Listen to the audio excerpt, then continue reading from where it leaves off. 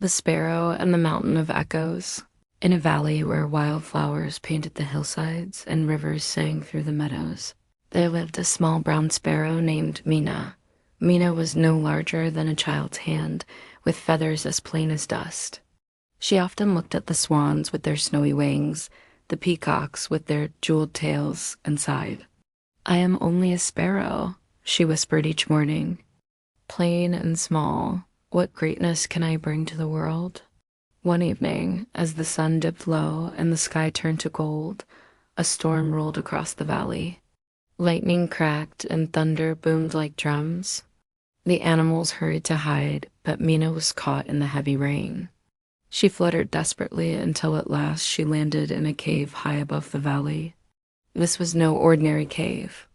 Inside, her tiny chirps bounced back at her, louder and grander, as if the walls themselves carried her voice. "Who sings with me?" Mina gasped. A deep voice rumbled. "This is the Mountain of Echoes. All who come here hear themselves as more than they are. But beware, little bird, what you send into the world, whether pride or kindness, returns to you." Mina shivered, but her heart filled with wonder. Could it be true?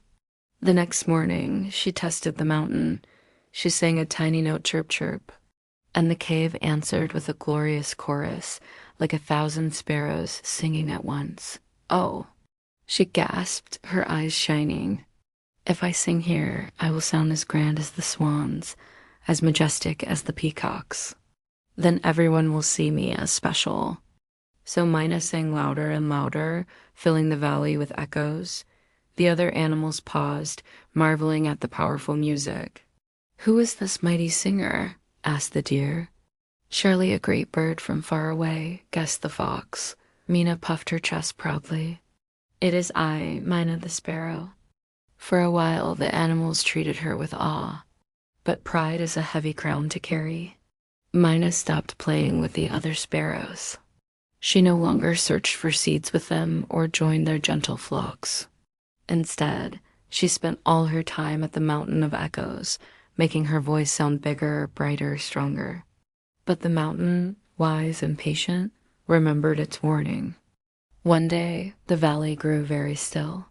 A hawk circled above, its sharp eyes scanning for prey. The sparrows huddled in the grass, trembling. But Mina, proud and sure, flew up toward the mountain and sang her loudest song. The echoes thundered across the valley, bouncing from cliff to cliff. The hawk turned at once. "Ah," it said, "such a bold, noisy bird cannot hide." Down it swooped, its talons sharp as knives.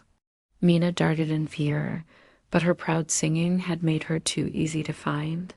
She fluttered desperately, and only by diving into the mountain cave did she escape.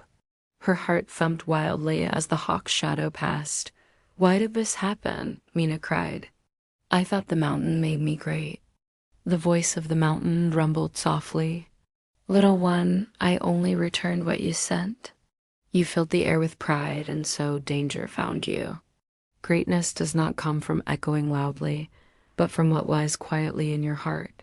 Mina's feathers drooped.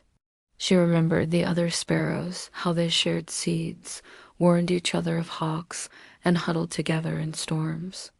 They had no echoes, yet their kindness gave them strength. For the first time, Mina sang not for pride, but for comfort. A soft song of home, of friendship, of belonging. The mountain carried it back, gentle and warm, and Mina's heart felt lighter. From that day, Mina returned to her flock. She still visited the mountain, but not to boast. Instead, she sang soft songs that carried kindness and courage, and when the echoes returned, they gave her strength to share with others. And though she remained a plain brown sparrow, to the valley she became something far greater, a small bird whose voice carried love wherever it went. Moral: true greatness does not come from sounding louder than others. It comes from kindness, humility, and using your gifts to lift those around you.